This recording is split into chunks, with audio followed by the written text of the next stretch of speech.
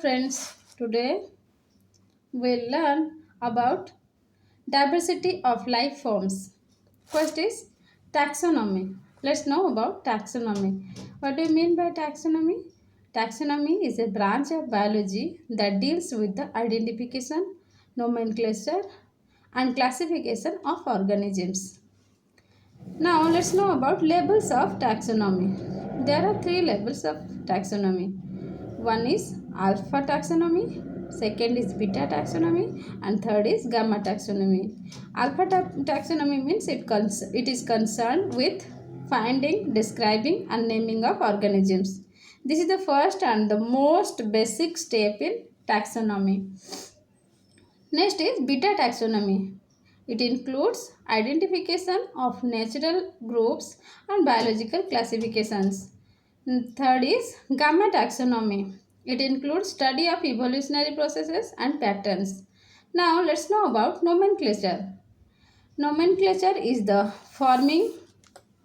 naming is the formal naming of a particular organism according to the some standardized system.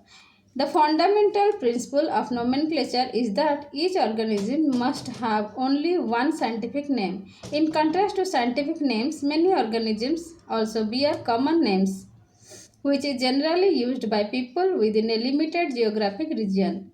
Presently, the criteria for scientific naming of plants, algae, and fungi are based on the rules and recommendations of the International Code of Nomenclature (ICN). It was formerly called the International Code of Botanical Nomenclature. The name was changed at the International Botanical Congress in July 2011. Now let's know about nomenclature types. The scientific names must be associated with some physical entity known as nomenclature type or simply type. A nomenclatural type is one particular specimen of an organism to which the scientific name of that organism is formally attached. Types are usually physical specimens that are kept in a museum or herbarium research collection, but it may also be an illustration. The type serves the purpose of acting as a reference for the name upon which name is based. There are different types of nomenclature type. First is holotype, isotype, lectotype, neotype. Let's know about holotype. Holotype means a holotype is the one specimen or illustration upon which a name is based. Next is isotype. An isotype is a duplicate specimen of the holotype collected at the same time by the same person from the same population. Now let's know about lectotype. A lectotype is a specimen that is selected from the original material to serve as the type when no holotype was designated at the time of publication. If the holotype is missing or if the original type consisted of more than one specimen or taxon. Now let's know about neotype, a specimen later selected to serve as the single type specimen when an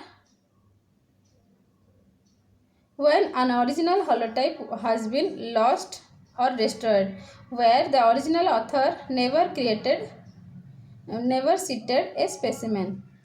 Now let's know about classification. Classification is not a single step process but involves hierarchy of steps in which each step represents a category termed rank. Rarely the term taxonomic category is used instead of rank. Let's know about some examples. First is 7 taxonomic ranks. Taxa. Kingdom Planktai. Second is phylum Magnolithophyta. Third is class Liliopsida. Fourth is order Aricales. Family is Arcaceae. Genus is Cocos. Species is Cocos nucifera. The various units of classification, that is kingdom, phylum, class and so on, are called taxonomic categories, and together they make up the taxonomic hierarchy. A taxon is defined as a group of organisms typically treated as a given rank. Magnoliophyta is a taxon placed at the rank of phylum. Liliopsida is a taxon placed at the rank of class. As one progresses down the hierarchy, the number of organisms in each taxon decreases and the similarities between them increases. Now let's know about biological species concept. Phonetics versus cladistics. Cladistics can be defined as the study of pathways of evolution. In other words, cladistics are interested in such questions as how many branches there are among a group of organisms, which branch connects to which other branch, and what is the branching sequence. A tree-like network and expresses such ancestor-descendant relationships is called a cladogram. Thus, a cladogram refers to the topology of a rooted phylogenetic tree. Phonetics is the study of relationships among a group of organisms on the basis of the degree of similarity between them, be that similarity molecule, phenotypic and anatomical, and tree-like network expressing phenotypic relationships is called phenogram.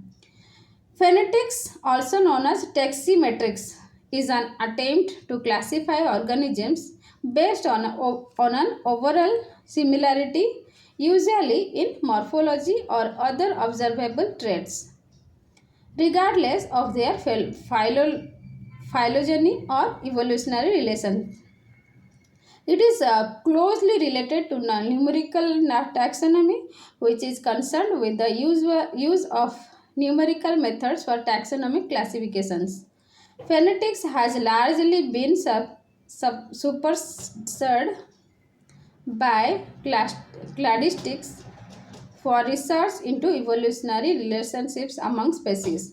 However, certain phonetic methods such as neighbor joining have found their way into cladistics as a reasonable approximation of phylogeny when more advanced methods are too computationally expensive. Now let's know about determination of phonetic determination of phonetic relationship between operational taxonomic units. The characteristic states are compared from one OTU means operational taxonomic unit, to the next. A number of methods exist for making such comparisons between OTUs, and one of the simplest method is called the simple matching coefficient. This is calculated by counting the number of character states for each character which are common between two OTUs, and then dividing this number by the total number of characteristics used. The simple matching coefficients are then arranged to form a similarity matrix. This is a matrix in which the rows and columns represent organisms, and each value is an association coefficient measuring the similarity of two different organisms, so that each organism is compared to every other one in the table. Let's know about some example. Let us consider 6 OTUs. Example: S, T, U, X, Y, Z. To determine the phonetic relationship. To provide a good indication of phonetic relationships, as many different unit characters as possible should be used. But in this example, only 10 characters have been taken for simplicity. Here only characters with two states are used, and their and these are given arbitrarily numerical values of 0 for one state and 1 for another. For this data, we can calculate simple matching coefficients by counting the number of character states for each character in common between two OTUs and then dividing this number by the total number of characters used.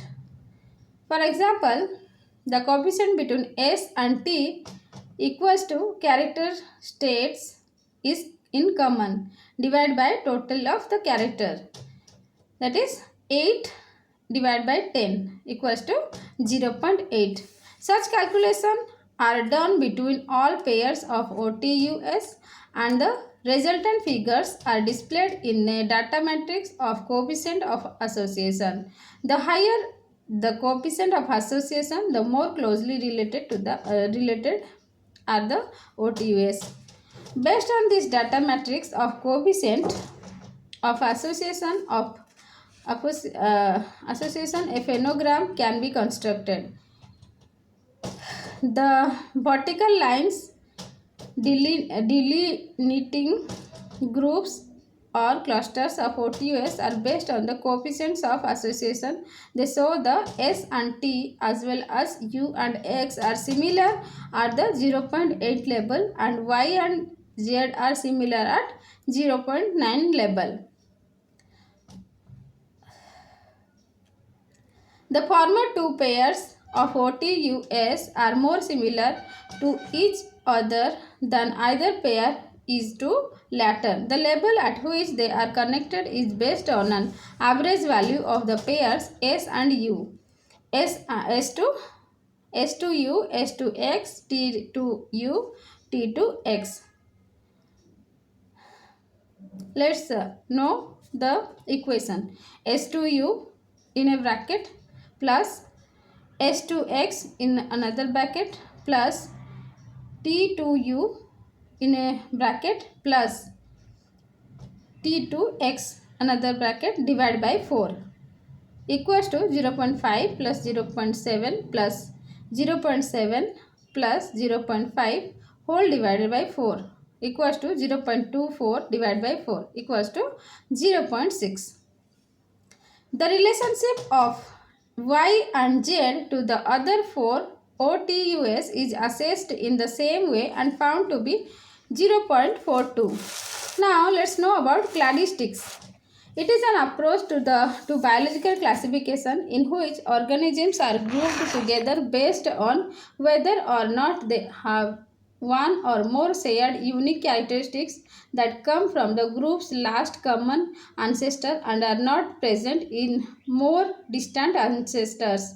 Therefore, members of the same group are thought to share a common history and are considered to be more closely related. Monopara and polyphyletic taxa can be understood based on the shape of tree as well as based on their character states.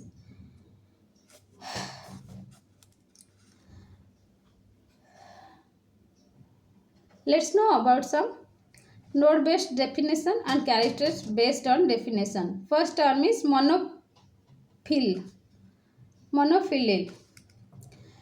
That means node-based definition. Its definition is a clade. A monophyletic taxon is a taxon in which includes the all descendants of an inferior ancestor. Character-based definition. Its character-based definition is a clade is characterized by one or more apomorphisms, derived character states present in the first member of the taxon inherited by its descendants and not inherited by any other taxa. Now let's know about paraphyly. A paraphyletic assemblage is one in which is constructed by taking a clade and removing one or more smaller clades.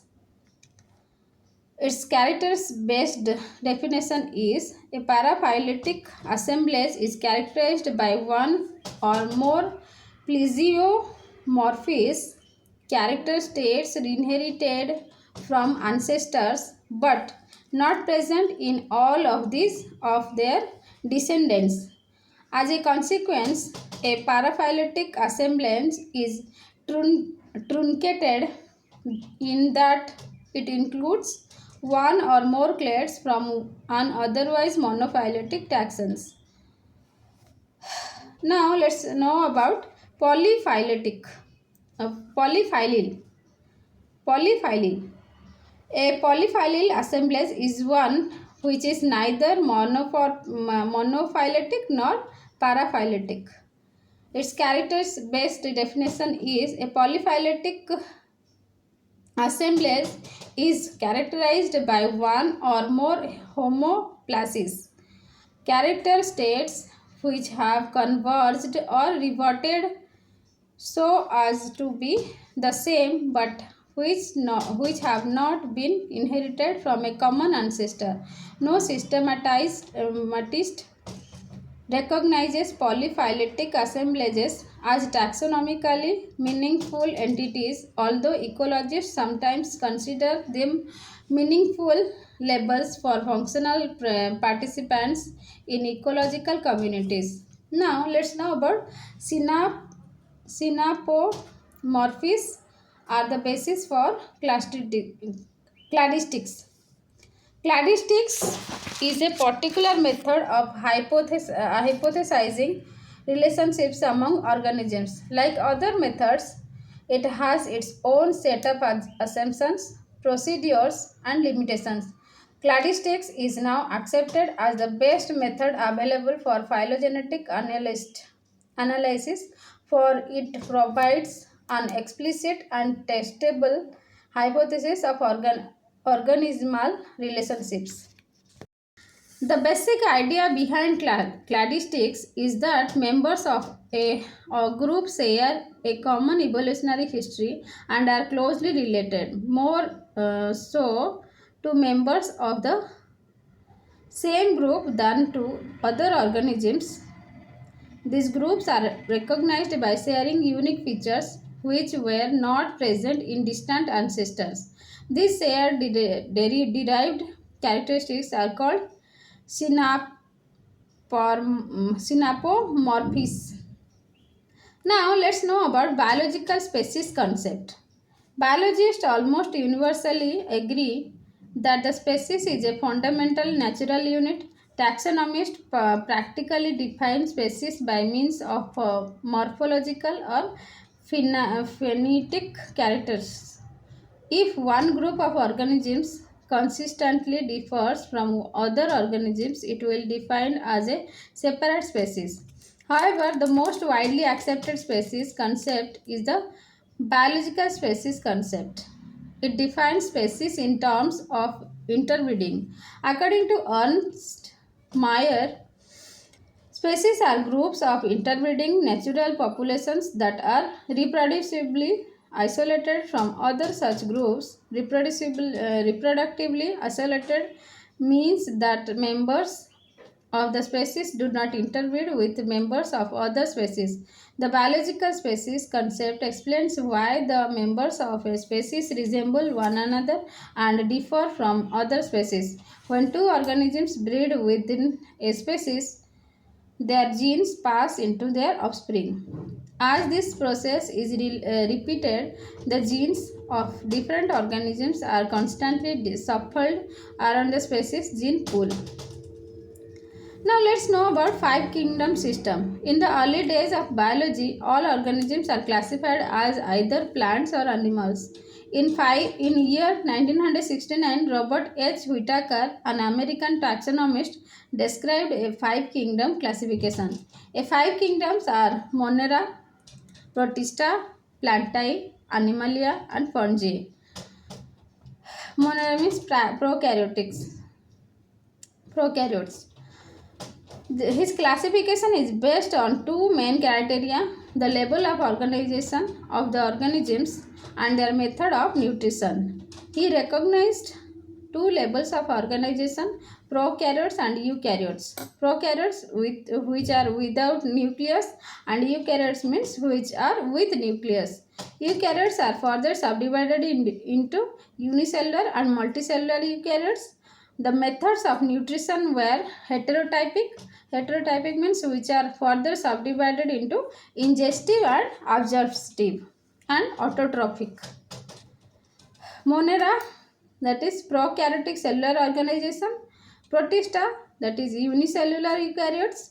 Fungi, that is multicellular eukaryotes which feed heterotropically by absorption. Plantae, multicellular eukaryotes which are autotrophic. Animalia, that is multicellular eukaryotes which feed heterotropically by ingestion. Kingdom, cell type, kingdom Monera. Let's see kingdom and Monera. Cell type prokaryotic, nuclear envelope absent, cell wall.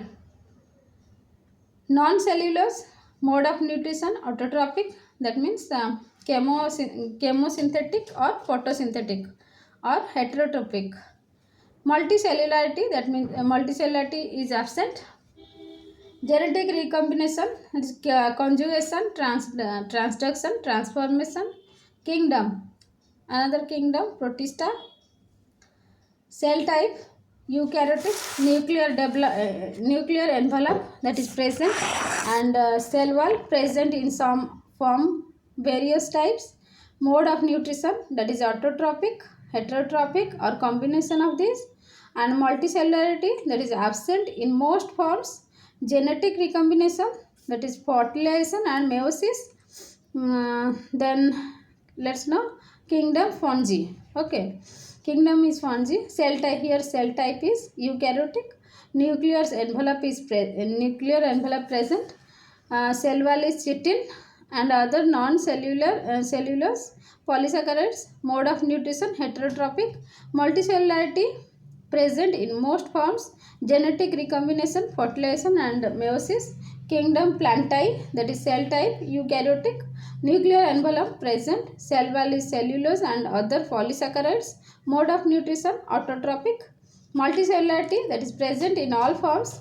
Genetic recombination, fertilization and meiosis.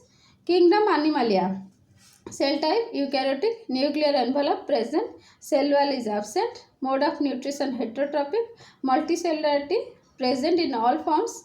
Genetic recombination, that is fertilization and meiosis. Now let's know about three domain system. The five kingdom system scheme divides living things into two fundamental different groups, that is prokaryotes and eukaryotes. New data suggests that two kinds of prokaryotes diverged early in the history of life, and thus there are actually three major categories of organisms. A new classification system assigns more significance to the ancient split by creating a level of classification larger than a kingdom, a new category called a domain. The two domains of prokaryotes are bacteria and archaea. The domain eukarya encompasses all of kingdoms of eukaryotes. The three-domain system of biological classification was introduced by Carl Hoes on basis of difference in the signature sequence of 16S by 18S RNA genes of bacteria, archaeobacteria and eukaryotes. Now let's know about history of taxonomic concept. Linnaeus in 1735, two kingdom classification, two kingdoms, and then his research is on Animalia and Vegetabilia. Next scientist name is Haeckel in 1866. He coined three kingdom classifications. His research was about Protist, Plantae and Animalia. Next scientist is Chatton in 1937, two empires classification. prokaryotes and eukaryotes. His research is about prokaryote and eukaryota. Copeland in 1956, his research was in four kingdom classification, and research is about Monera, prokaryotes, Protista, Plantae and Animalia. Next scientist is Whitaker in 1969, five kingdom classifications, Monera, Fungi, Protista, Plantae and Animalia. Hughes, ETAL in 1977, six kingdom classification, that is on Eubacteria, Archaea, Protista, Fungi, Plantae and Animalia. Hughes and Fox in 1999, three domain system, Eubacteria, Archaea and Eubacteria. Now let's know about protist. A German geologist, Ernst Haeckel, first used the term protista. The protists are mostly unicellular eukaryotic organisms. Most eukaryotes are single-celled organisms. Protists are difficult to characterize because of the great diversity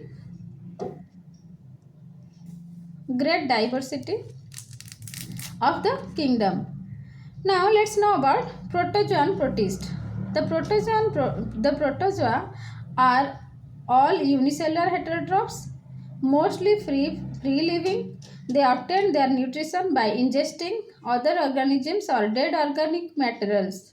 The word protozoa comes from the Latin word first animals. Now let's know about some features of protozoa. First point is unicellular organism. These are unicellular or single-celled organisms. Aquatic, free-living or parasitic organism. Third point is nutrition is heterotrophic.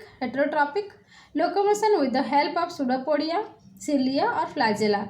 The protozoans are grouped into various phyla based on their modes of locomotion. They may use cilia, flagella or pseudopodia. The protozoans that use pseudopodia to move are known as amoeboid. Protozoa those that use flagella are called flagellated protozoans. Those that use cilia are known as ciliated protozoans, and those that do not move are called the sporozoans. Both asexual and sexual reproduction occur among the protozoa.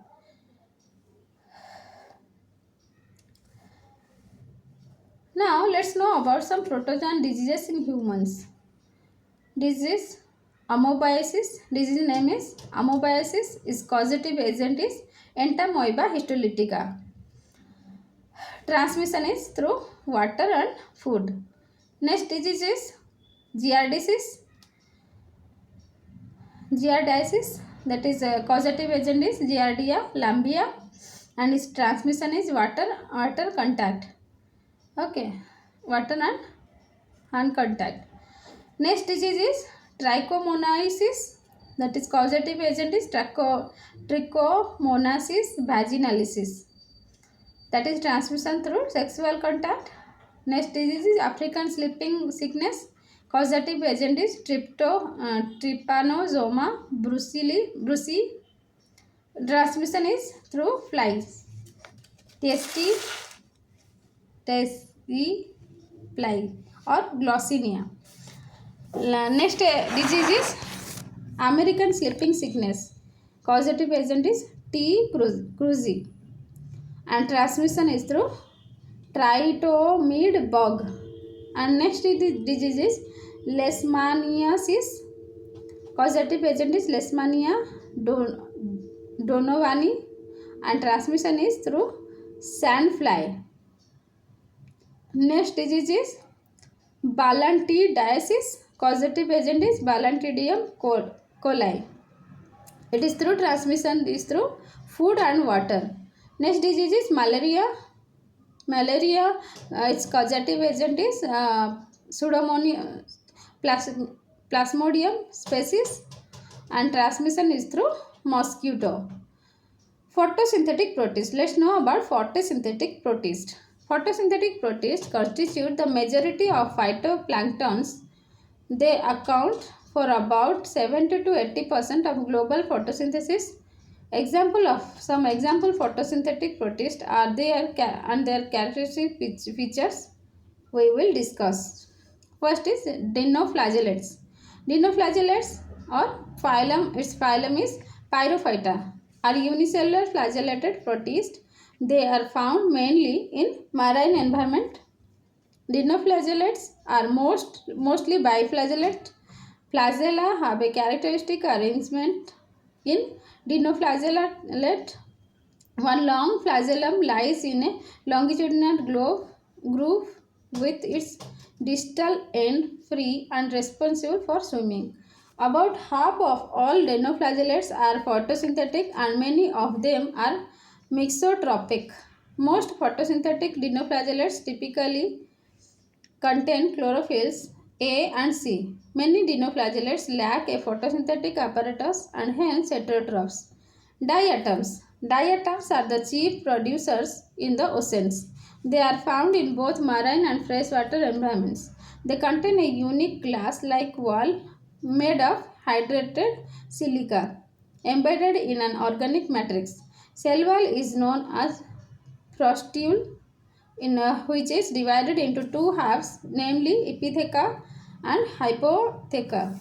There are two basic groups of diatoms, one with radial symmetry and the other is bilateral symmetry. Diatoms contain photosynthetic pigments chlorophyll A and C, carotenoids and fucoxanthin. Let's know about euglenoids. Euglenoids, that is phylum is Euglenophyta, are unicellular flagellated protists. They are found mainly in freshwater. They are devoid of cell wall. Instead of a cell wall, they have a protein-rich layer under the plasma membrane called pellicle, also called periplast, which makes their body flexible. Euglenoids are biflagellate. Euglenoids are mainly mixotropic. In sunlight, they are autotropic, but when sunlight is unavailable, they can become heterotropic, absorbing organic nutrients from their environment. Many other euglenoids engulf prey by phagocytosis. Reproduction in euglenoids is primarily asexual by longitudinal binary fission. Sexual reproduction is usually absent. Euglena is a representative example of euglenoids. Slime mold. Let's know about slime mold. Slime molds are heterotrophic protists which exhibit characteristics of both fungi and protozoa. They resemble fungi in their production of spores and resemble protozoa in their ability to move, amoeboid movement, and ingestion and digestion of particulate foods. Slime molds can generally be divided into two main groups. One is plasmodial, that is acellular, and cellular slime molds. Plasmodial slime mold or myxomycota is basically large naked single cell with main nuclei called plasmodium. This supercell is the product of mitotic nuclear divisions that are not followed by cytokinesis. In unfavorable conditions, plasmodium develops fruiting bodies. As the fruiting bodies mature, they form spores by mitotic division with cellulose or chitin walls that are resistant to environmental extremes. The spores germinate in the presence of adequate moisture to release either haploid non-flagellated amoeboid mixamoebi or haploid flagellated swarm cells. Eventually, they fuse to form a diploid zygote. The zygote feeds, grows, and multiplies its nuclei through mitotic division to form the multinuclear plasmodium. The cellular slime molds usually exist as free-living amoeba-like cells called mixamoebasis. Under unfavorable conditions, the uninucleate haploid mixed amoebas form a mass called a plasmodium, pseudoplasmodium, or slug, in which the myxomoebas retain their individuality. Cellular slime molds also differ from plasmodium slime mold in being haploid organisms and is in having fruiting bodies and function in asexual rather than sexual reproduction. Dicotyledonium, discoideum, a cellular slime mold, has become a model organism for studying the evolution of multicellularity. Now let's know about oomycetes. Oomycetes or oomycota includes the water molds and the white rust and downy mildews. Now let's know about fungi. Fungi are heterotrophic, spore-bearing eukaryotes. Fungi may be single-celled or multicellular. Multicellular fungi are composed of networks of long filamentous branched structure called hyphae. In certain stages, often during transition to the sexual or asexual reproduction phase, the mycelium forms a tissue-like aggregate called placentichyma. A typical placentichyma is the flesh of the mushroom. Although fungi lack true organs, the mycelia of Ascomyces and Basidiomycetes may become organized into more complex reproductive structure called fruiting bodies or sporocarps. The major divisions of fungi are mainly classified based on their sexual spores and sexual reproductive structures. Let's know about the division of fungi. Fungi are of four types, four major divisions. One is the Chytridiomycota are commonly known as chytrids. These fungi reproduce zoospores that are capable of moving on their own through a liquid medium by simple flagella. Next is Zygomycota are known as zygomycetes and reproduce sexually with meiospores called zygospores and asexually with sporangium zoospores. Black bread mold and is common species that belongs to this group. Third is the Ascomycota, commonly known as sac fungi or Ascomycetes, form meiotic spores called ascospores within a species sac-like structure called an ascus. Unlike zygomycetes, most ascomycetes bear their sexual stages in fruiting bodies called ascoscarp.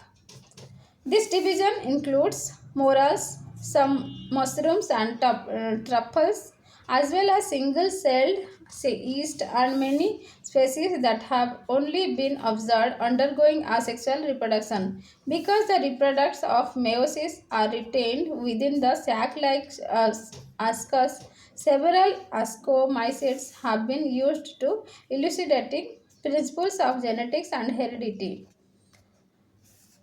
Now, next is members of Basidiomycota, commonly known as clove fungi or Basidiomycetes, produce meiospores called basidiospores or clove-like stacks called basidia. The most common examples of fungi belonging to Basidiomycetes are mushrooms, rust, and smart fungi. Many fungi have no sexual stages. Mycologists have traditionally called such fungi deuteromycetes or imperfect fungi. Imperfect fungi mostly resemble ascomycetes or in a few instances basidiomycetes but produce neither ascus nor basidia. Now let's know about reproduction of fungi. Fungi may reproduce sexually or asexually. In asexual reproduction, the Offspring are genetically identical to the parent organism. Asexual reproduction of the fungi is mostly by budding, fragmentation, or formation of asexual spores. Asexual spores like conidiospores are budded of at hyphal apices. When these arise inside sporangia, then they are called sporangiospores. In the lower fungi, sporangiospores are often motile by means of flagella and are called zoospores. Sexual reproduction in fungi is somewhat different from that of animals or plants, and each fungal division reproduces using different stages. Fungi that are known to reproduce sexually all have a haploid stage and a haploid stage in their life cycle. Ascomycetes and basidiomycetes also go through a dikaryotic stage in which the nuclei inherited by two parents do not fuse right way but remain separate in the hyphal cells. Sexual reproduction can usually be divided into three phases. First is plasmogamy, second is zygomycetes, third is ascomycetes. The first is plasmogamy, the fusion of two protoplasts. The resulting cell has two nuclei. This nuclear pair or dikaryon does not need to fuse immediately, but it can persist in the dikaryotic state during the rest of the cell division. The fusion of two haploid nuclei may occur later, often only after formation of a fruiting body to give the diploid nucleus of the zygote. The zygomycetes, the haploid hyphae of two compatible individuals fuse forming a zygote which become a resistant zygospore. When this zygospore germinates, it quickly undergoes meiosis, generating new haploid hyphae and asexual sporangiospores. These sporangiospores may then be distributed and germinate into new genetically identical individuals, each producing their own haploid hypha. When the hyphae of two compatible individuals come into contact with one another, they will fuse and generate new zygospores, thus completing the cycle. In ascomycetes, when the compatible haploid hyphae fuse with one another, the nuclei do not immediately fuse. The dikaryotic hyphae form structures called asci in which karyogamy occurs. These asci are embedded in an ascor cap or fruiting body of the fungus. Sexual reproduction in basidiomycetes is similar to that of mascomycetes. Sexually compatible haploid hyphae fuse to produce a dikaryotic mycelium. This leads to the production of basidiocarp. Now let's know about mycorrhiza. Mutualistic association between fungi and plant roots are called mycorrhiza. Mycorrhizal fungi can deliver inorganic nutrients such as calcium and phosphate. In exchange, the plants supply the fungi with organic nutrients. Now let's know about lichens. Lichens are a mutualistic association of photosynthetic algae and fungi.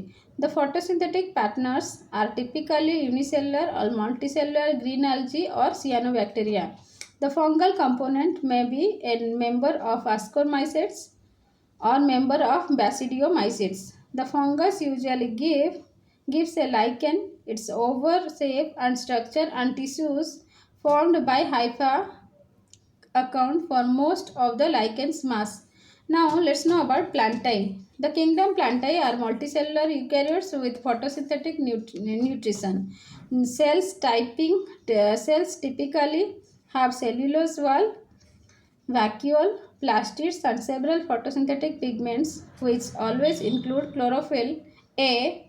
It can be broadly divided into two types, that is cryptogamy and phanerogamy.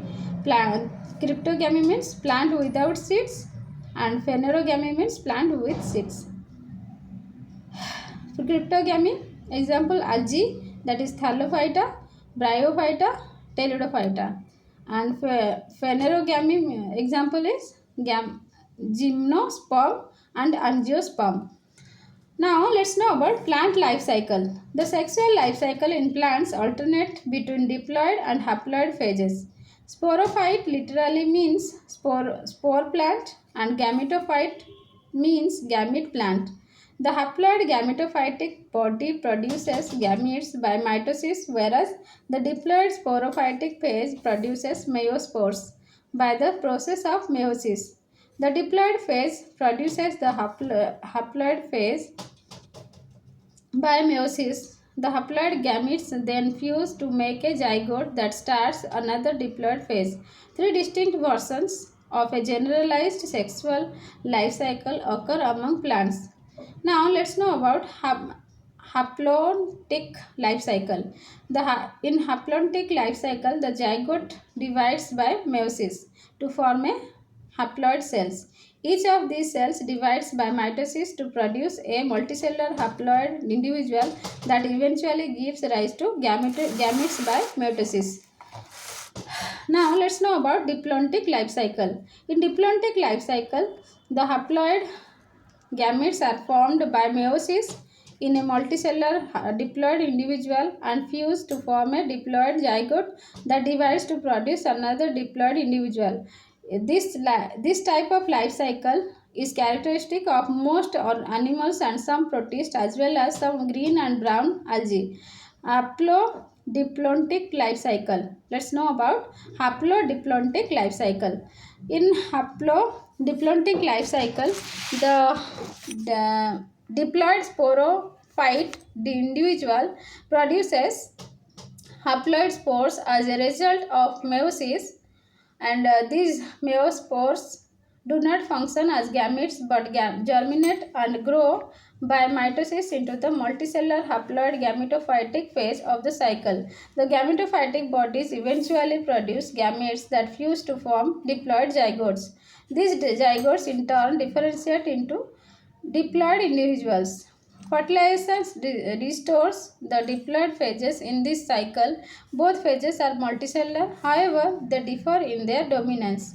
This life cycle is the feature of all land plants, and some algae are like Ectocarpus policifolia. Now let's know about algae.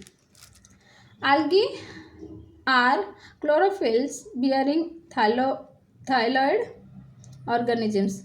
However, term algae is used for both prokaryotic and as well as eukaryotic photosynthetic thyroid organisms. The eukaryotic algae are part of plantae and photosynthetic protists.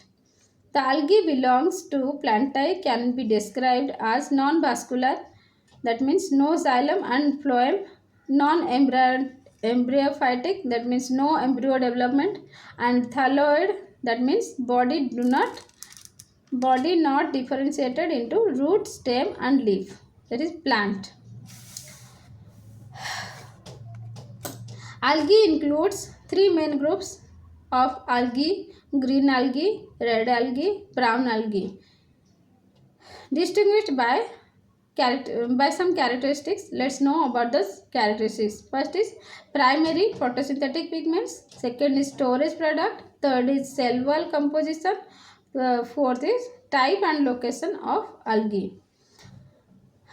Green algae. Let's know about green algae. Its habitat mostly freshwater, some marine and terrestrial. Next point is photosynthetic pigments are chlorophylls A and B and carotenoids, cell wall components, that is cellulose. Stored food is starch, flagella, most with 2 flagella per cell. Asexual reproduction, that is usually produced vegetatively by fragmentation or by formation of mitospores. Next is sexual reproduction. The sexual reproduction shows considerable variation in the type and formation of gametes, and it may be isogamous and anisogamous or oogamous. Example: Chlamydomonas, Volvox, Ulothrix, Spirogyra, Cara, and Olva. Now let's know about red algae, or it is known as Rhodophyceae. Habitat is mostly marine, some freshwater. Photosynthetic pigments are chlorophyll A and D, carotenoids, phycobilins, commonly called red algae because of predominance of the red pigment. Phyloerythrin. Cell wall component is cellulose. Stored food is fluoridine starch, which is stored in cytosol outside of the chloroplast. It is very similar to amylopectin. Flagella is absent. Asexual reproduction is here is usually reproduce vegetatively by fragmentation or by formation of non-motile motispores, mitospores. Here sexual reproduction is oogamous type, and gametes are non-motile. The simplest type of sexual life in red algae involves an alternation of generation between two separate multicellular forms of the same species, a haploid gamete producing gametophyte and a diploid spore producing sporophyte. Example: Polysyphonia, Porphyra, Gracilaria, and Gelidium. Now let's know about brown algae, or Phagiophyceae. Habitat is almost all marine, rarely freshwater. Next is photosynthetic pigment. Here photosynthetic pigments are chlorophyll A and C and carotenoids. They vary in color from olive green to various shades of brown depending upon the amount of xanthophyll pigment, fucoxanthin present. Cell wall components, that is cellulose and alginic acid. Cellulosic wall usually covered from outside by a gelatinous coating of algin. Stored food is laminarin mannitol. Flagella is two unequal lateral. Asexual reproduction here usually reproduce vegetatively by fragmentation or by formation of motile biflagellate geospores that are pear-shaped and have two unique laterally attached flagella. Sexual reproduction. Here sexual reproduction may be isogamous, anisogamous, or oogamous. For most brown algae, the life cycle involves sporic meiosis. Example: Ectocarpus, Dictota, Laminaria, Sargassum, and Fucus. Generalized life cycle of algae. The algae reproduce by asexual and sexual methods. Asexual reproduction. Let's know about asexual reproduction. Unicellular algae reproduce asexually by mitosis. Multicellular algae also reproduce asexually by either by vegetative means or by mitotically produced asexual spores called mitospores. These spores are either motile or non-motile. Spores may be produced within ordinary vegetative cells or within specialized structure called sporangia. Non-motile spores are called aplanospores. Some algal genera such as Chlorella produce autospores. Now let's know about sexual reproduction. Sexual reproduction involves gamete formation, fertilization, and meiosis. Three distinct types of sexual life cycles: haplontic, diplontic, and haplodiplontic are reported in different groups of algae. In algae, the sex organ is unicellular and non-jacketed. The female and male sex organs are termed oogonium and antheridium respectively. The gametes produced by the sex organs may be motile or non-motile. Some algae produce gametes are of two different sizes. These gametes are called anisogametes. The reproduction by fusion of anisogametes are referred to as anisogamous. The smaller isogametes is traditionally referred to as male and the larger one is as female. Now let's know about life cycle of land plants. The life cycles of all land plants alternate between two generations. A gamete producing haploid gametophyte and a spore producing diploid sporophytes. Such type of life cycle is called haplodiploidic life cycle.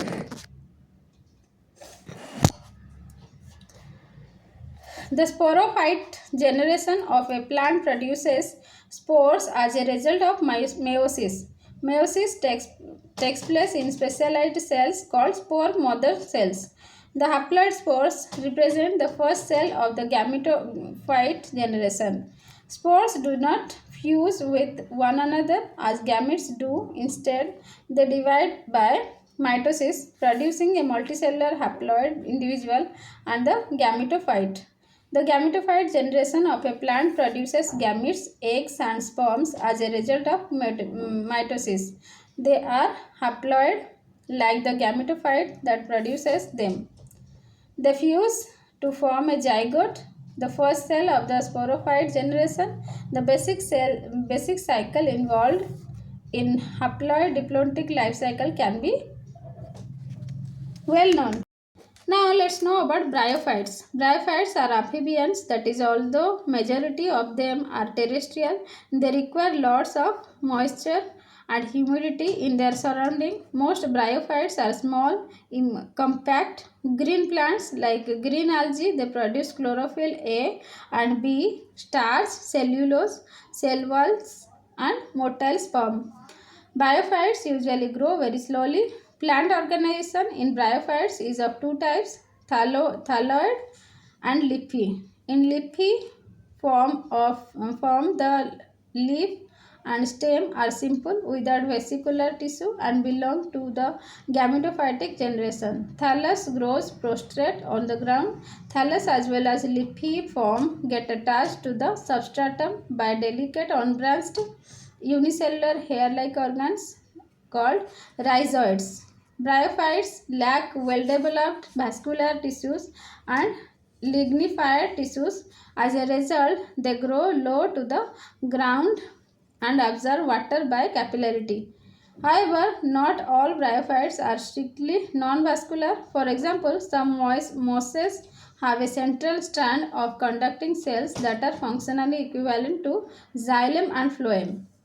A generalized life cycle of bryophytes. Sexual reproduction in bryophytes requires free water because the sperm must swim to the egg. Sperms released from an antheridium do not swim randomly. Rather, they are attracted by a gradient of a still unidentified chemotactic substance produced by an archegonium. A sperm fertilizes an egg and forms a diploid zygote, thus beginning the sporophytic generation of the life cycle. Bryophytes have heteromorphic alternation of generation, that is, sporophytes and gametophytes are distinctly different. The spore germinates and produces a protonema, and the leaf stage of the gametophyte develops from the protonemal stage. The male and female stage organs, the antheridia and the archegonia respectively, are produced on the gametophytic plant. Haploid sperm are released from the antheridia and fertilized with a haploid egg present in an archegonium. The zygote develops into the diploid sporophyte. Typically, sporophytes are differentiated into a foot, seta, and spore-forming capsule. Now, let's know about pteridophytes. Its features. Let's know about the features. First is the sporophyte of seedless vascular plants which dominates the life cycle, is long-lived and often highly branched. Second point is sporophytes and gametophytes of seedless vascular plants are nutritionally independent of each other. Sporophytes are photosynthetic and gametophytes are either photosynthetic or saprophytic. Third is seedless vascular plants produce chlorophyll A and B, carotenoid, starch, cellulose, cell wall, and motile sperm. These features are also shared with bryophytes and many algae. Now let's know about the life cycle of pteridophytes. A fawn is a representative of pteridophytes. Fawn gametophytes are green photosynthetic plants that live in relatively moist places and resemble the gametophytes of certain liverwort oats. They are flat, thin, and heart-shaped. Rhizoid Rhizoids project from their lower surface. Most ferns have more or less horizontal stems that creep along below the ground. Subterranean stems of this kind are called rhizomes. True roots arise from these rhizomes and absorb water and nutrients from the soil in which the fern is growing. The leaves, which are called fronds, are borne on the rhizomes. The immature leaves are coiled, known as croziers. When leaves in early stage are coiled, this type of development is called circinate vernation. The leaves bear sporangia which differentiate on the lower surface of labels of leaves in clusters called sori.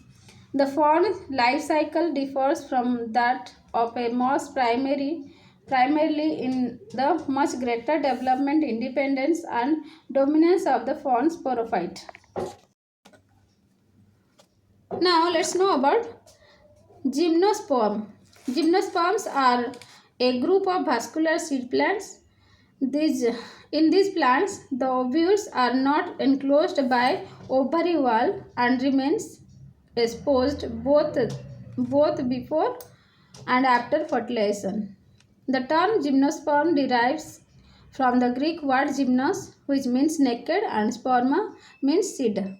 The seeds that develop after fertilization from ovule are not covered, that is, are naked, and seeds are exposed on modified leaves that usually form cones or strobili. In contrast, angiosperm seeds are enclosed in fruits which are mature ovaries. Thus, gymnosperms are all fruitless plants. Now, let's know about the features. Terrestrial adaptation and dominant sporophytic phase. Second is, next point is mostly woody plants. Third is, most gymnosperms lack vessels in their xylem and companion cells in the phloem. Next point is an ovule is produced but this is not enclosed within ovary wall. Next point is all are heterosporous and microspores termed pollen grains make direct contact with the ovule. Microgametophytes develops within the pollen wall and without the male sex organ. Antheridium and megaspore bears megametophyte which contain multicellular female sex organ. Now let's know about gymnosperms. Gymnosperms.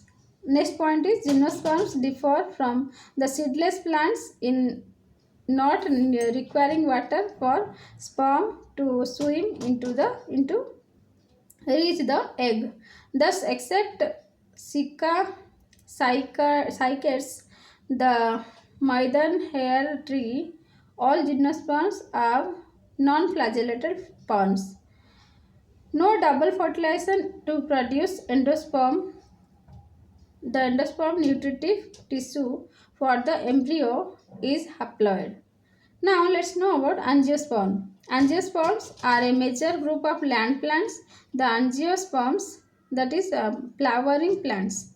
The angiosperms, being seed plants, exhibit a life cycle that is in many respects similar to that found in gymnosperms. Let's know about the characteristics.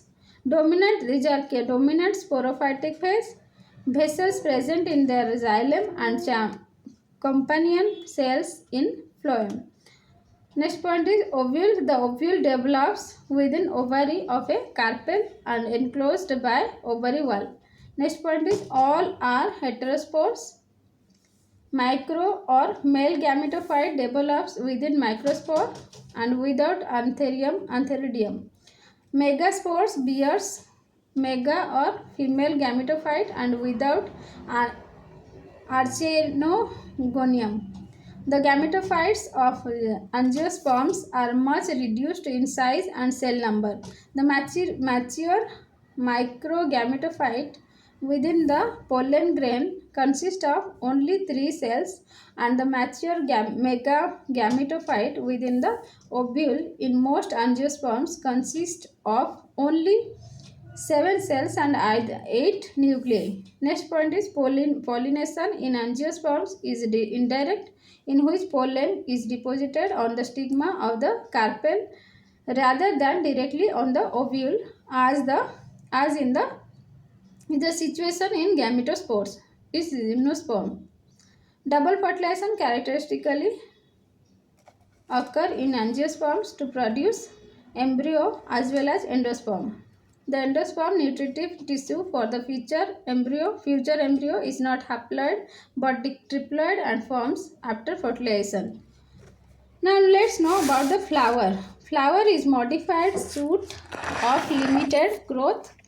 Flower may be pedicellate or sessile without stalk. Pedicellate means with stalk, which is called pedicel. These 4 whole of floral labels are divided into 2 groups: non-essential or accessory wholes and essential wholes. Calyx is the outermost whole. It is a collection of sepals. It is generally green and leaf-like and protects the flower bud.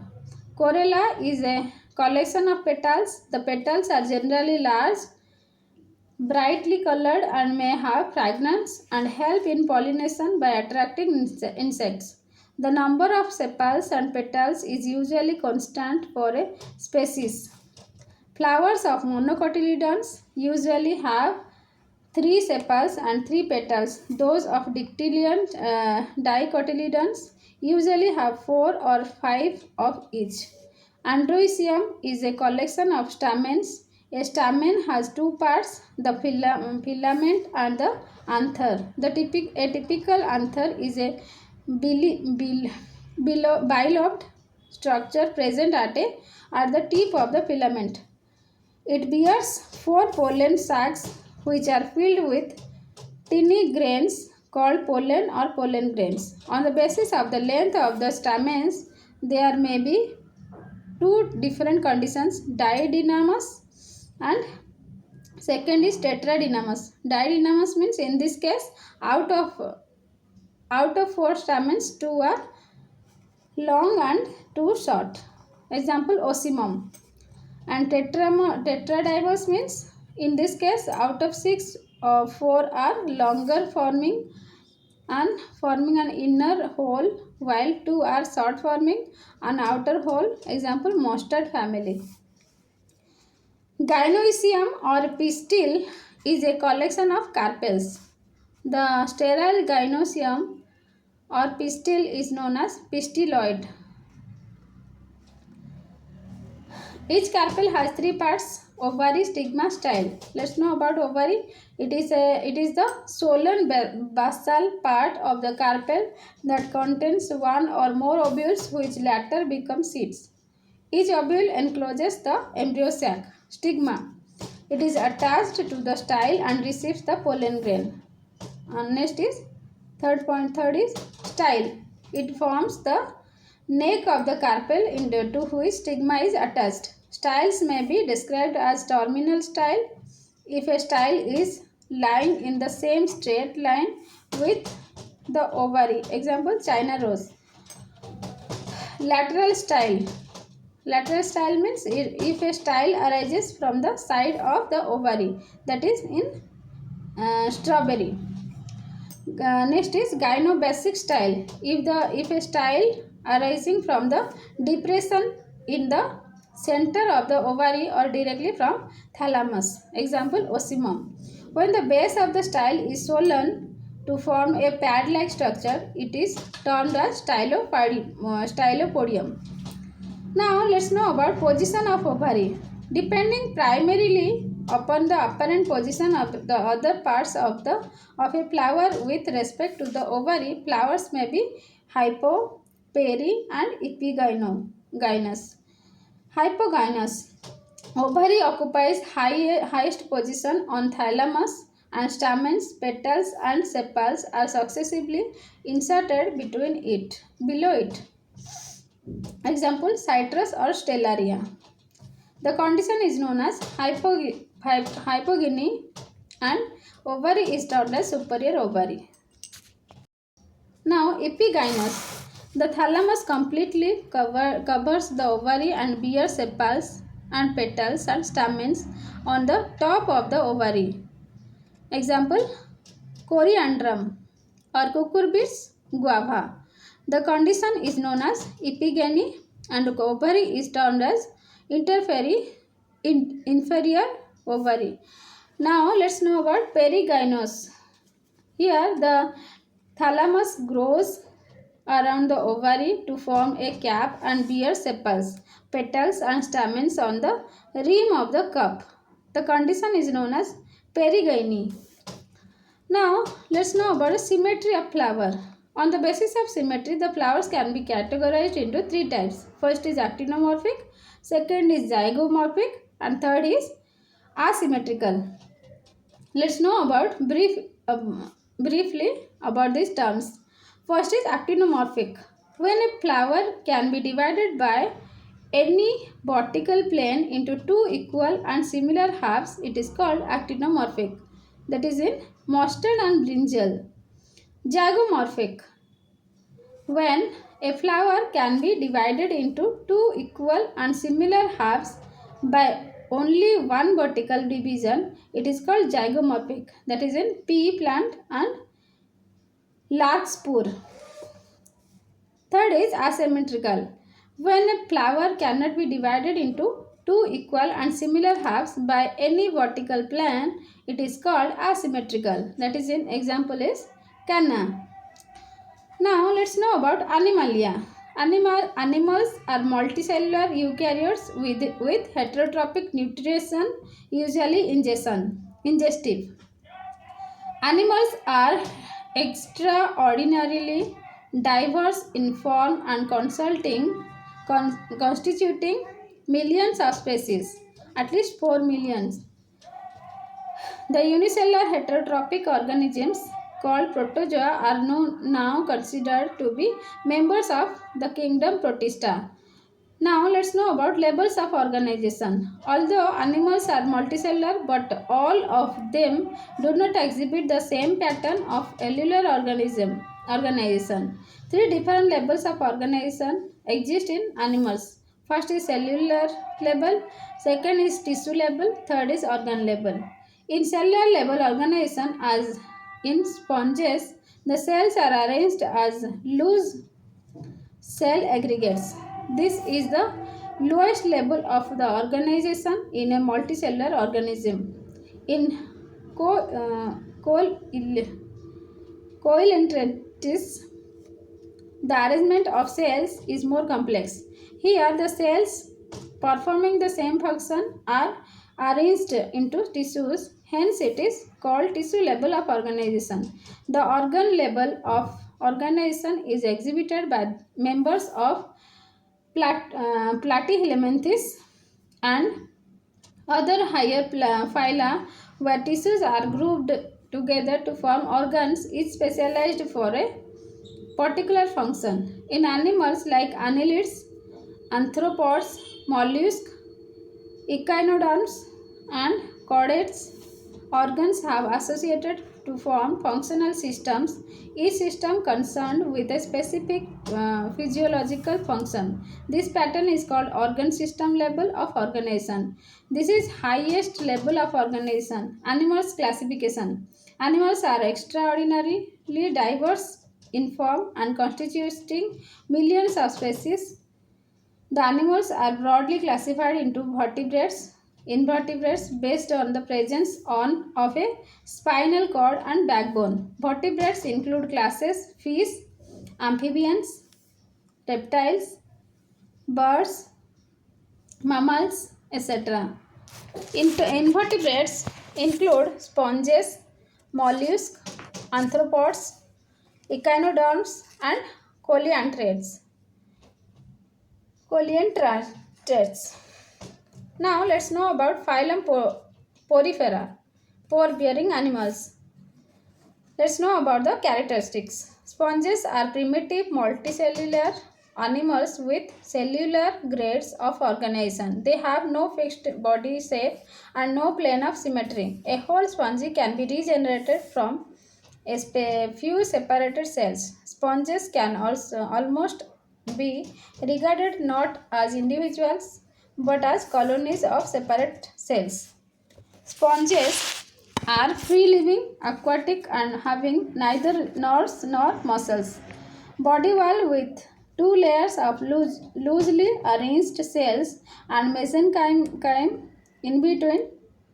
That is diploblastic. Almost all sponges possess an internal skeleton.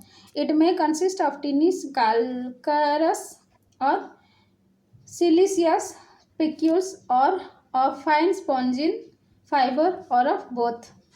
Now example Cycon, Spongilla and Euspongia. Now let's know about phylum Conidaria. Important characteristics. Yeah, its characteristics.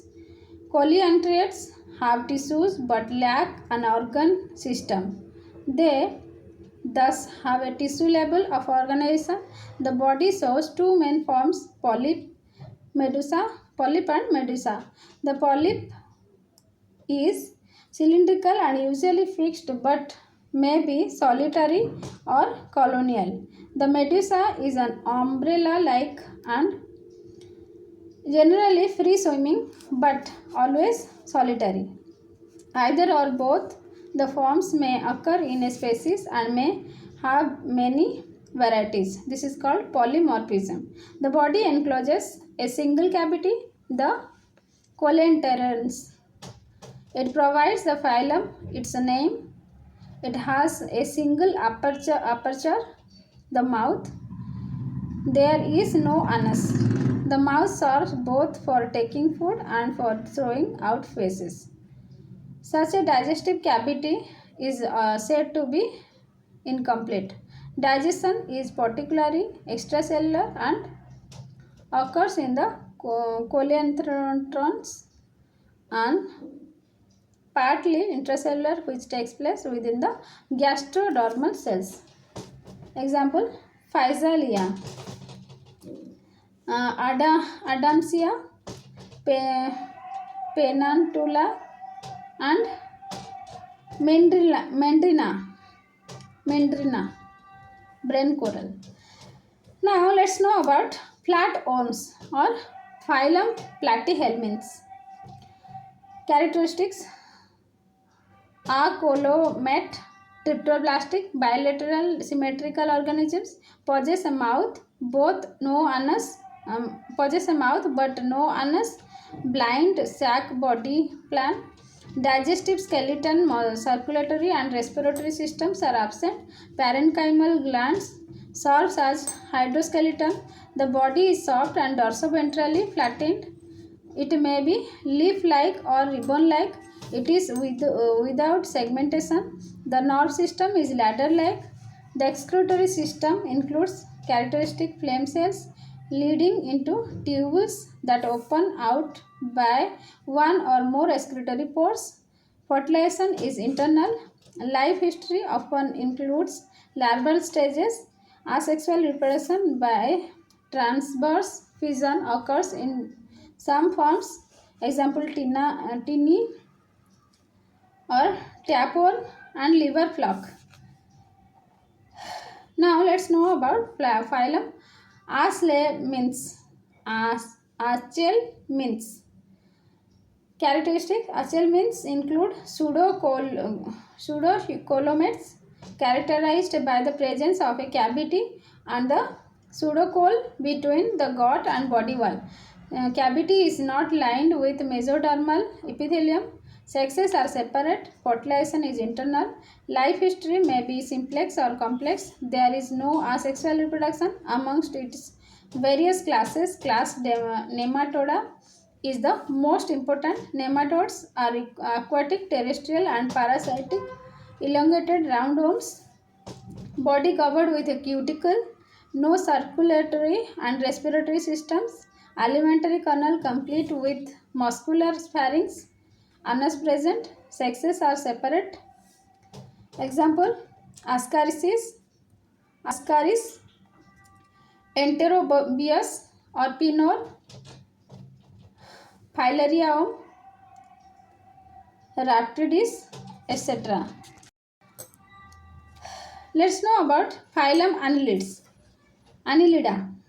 Characteristic triploblastic columate, bilaterally symmetrical and metamerically segmented animals. Typically, there is a trochophore larva during development.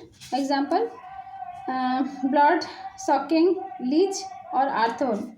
Phylum Mollusk. Mollusk is the second largest animal phylum and includes snails and slugs, oysters, cuttlefish, octopuses, and many other familiar animals. Embryo develops into a free-swimming larva called trachopores. Example, Pilla, apple snail, that is pear, next is pear oyster, cuttlefish, squid, devilfish, sea hare, tusk shell, chiton. Now let's know about phylum Arthropoda. Arthropoda is the largest phylum of Animalia. Exhibit organ system level of organization, bilaterally symmetrical, triploblastic, segmented and columate animals. Sexes usually separate. Fertilization internal. Oviparous or ovoviparous. Development direct or indirect. Example, honeybee, silkworm, lax insect. Now let's know about phylum Echinodermata. It is exclusively marine benthoic that is found at the bottom of the sea. Spiny skinned, free swimming, triploblastic and columate animals. Phylum Echinodermata is subdivided into subphyla Pelmatozoa and Eleutherozoa.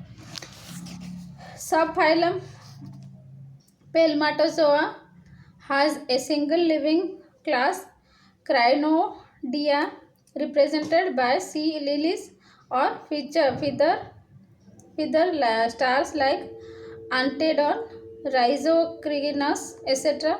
Subphylum Eleutherozoa has 4 living classes: asteroideae, that is Asterias, Ophiothrix, sea urchin, sea cucumber. Now let's know about phylum Hemichordata. The name Hemichordata means half chordate, and hemichordates share some of the typical chordate characteristics.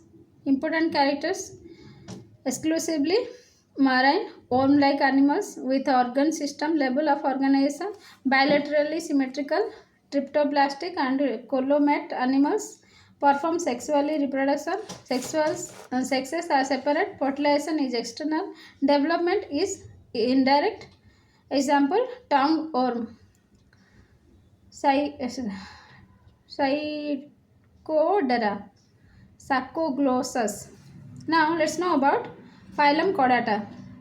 Chordates are bilaterally symmetrical triploblastic coleomeres with organ system level of organization. They are fundamentally characterized by the presence of a notochord, a dorsal hollow nerve cord, and paired pharyngeal gill slits. They are divided into six classes, namely chordates, chondrichthyes, osteocytes, amphibia, reptilia, apes, mammalia. The term tetrapod is a non-taxonomic designation that applies to all vertebrates other than fishes, and most tetrapods exhibit adaptations for life on land. Quadricephalians. Quadricephalians, which means catless fish, have a skeleton that is composed predominantly of cartilage and often impregnated with calcium. Characteristics: marine animals having cartilaginous endoskeleton. Notochord is persistent throughout life. Gill slits are separate without operculum. The skin is tough, containing minute placoid scales. Fertilization is internal. Sexes are separate. The pectoral fins of the shark are called claspers and used for copulation. There are three ways in which sharks reproduce: oviparous, where the female lays eggs, which takes a few more months to develop; oviparous, where the eggs are hatched in the oviduct and the embryo develops in the uterus; and viviparous, in which the gestation period of the embryo is about 1 year. Example: whale shark, great white shark, stinting rays, electric rays, dogfish, sawfish. Now let's know about osteocysts.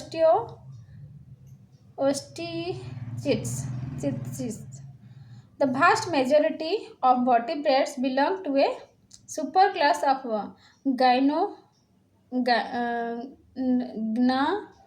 gnathostomes called osteocysts. Unlike chondrichthyans, nearly all living osteocysts have an ossified endoskeleton with a hard matrix of calcium phosphate. Now let's know about its characteristic. Osteocysts. It includes both marine and freshwater fishes with bony endoskeleton. They have 4 pairs of gills which are covered by an operculum on each side. Heart is also two-chambered, one auricle, one ventricle. Sexes are separate. Fertilization is usually external, mostly oviparous, rarely oviparous or viviparous. Development direct, rarely with metaphors. Example: Latimeria or low-finned fish, lungfish, seahorse, flying fish, sucker fish, eel, climbing birds, cattle, angelfish, fighting fish. Now let's know about amphibia. Amphibians are vertebrate that can live in both aquatic water as well as terrestrial environment.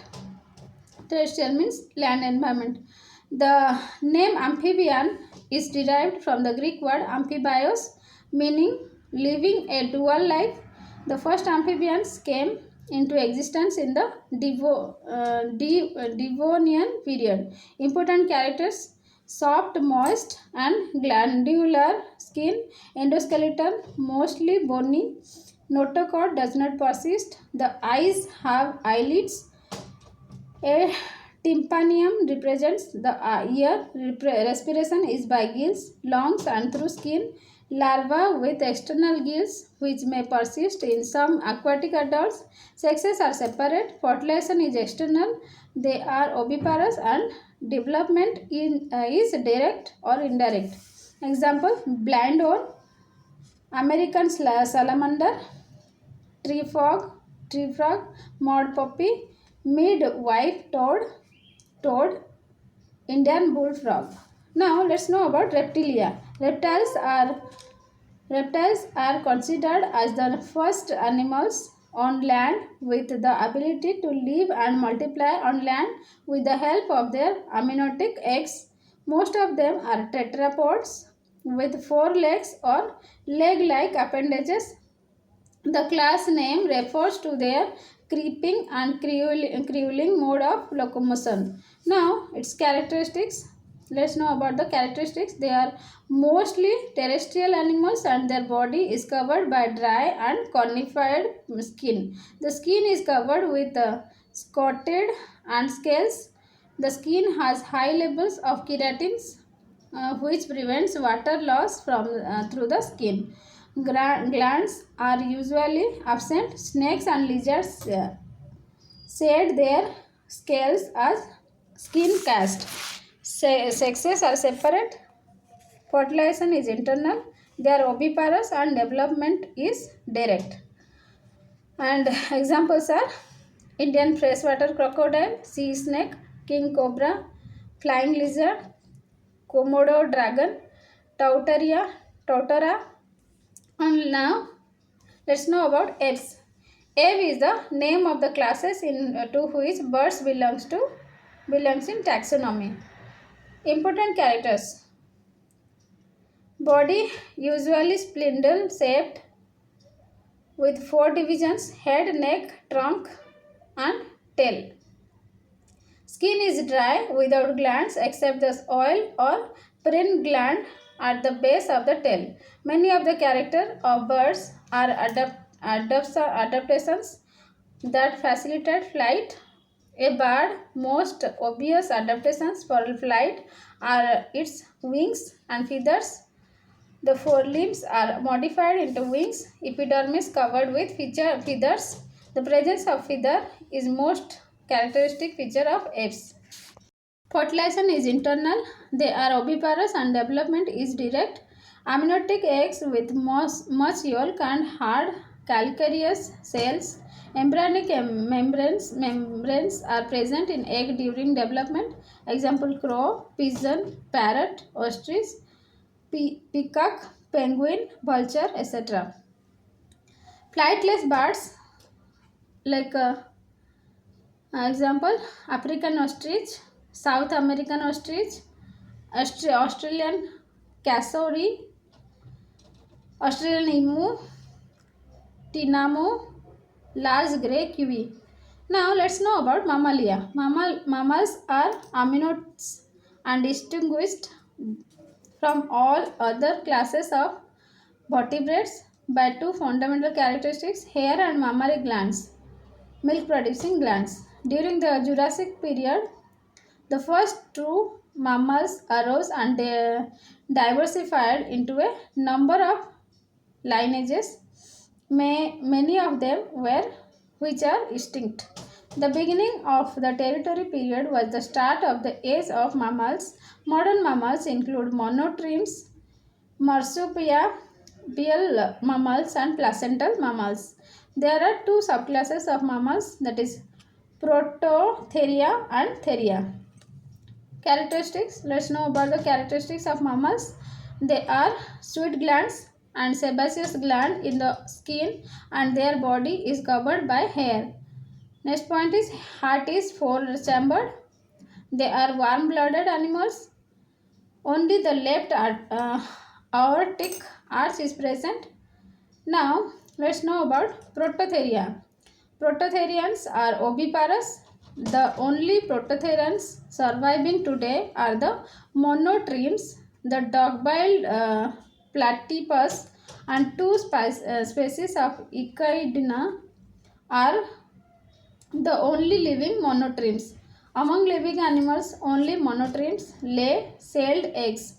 Now let's know about Theria. Therians make up the vast majority of mammals. Therians are viviparous and their young develop in the uterus, digestive tract and genital ducts open by separate apparatus and extra abdominal testes. Cloaca is usually absent. They are divided into two infraclasses, that is metatherians and eutherians. Metatherians are more commonly referred to as marsupials. Eutherians are typically called placental mammals. Meta, let's know about metatheria or pouch animals, the pouched mammals or marsupials. In marsupials, a fertilized egg is surrounded by chorion and amniotic membranes, but no cell forms around the egg as it does in monotremes. During its early development, the marsupial embryo is nourished by an abundant yolk within the egg. Example: opossum, kangaroo, koala, etc. Now let's know about eutheria. That means placental mammals. A placenta that nourishes the embryo throughout its entire development forms in the uterus of placental mammals. The placenta is a specialized organ that brings the bloodstream of the fetus into close contact with the bloodstream of the mother. Most species of mammals living today, including humans, are placental mammals. Example: blue whale, dolphin, gangs, dolphin, Asiatic lion, tiger, etc. Thank you. Finally, kingdom classification over completed. Any question you can ask in the comment box. Thank you.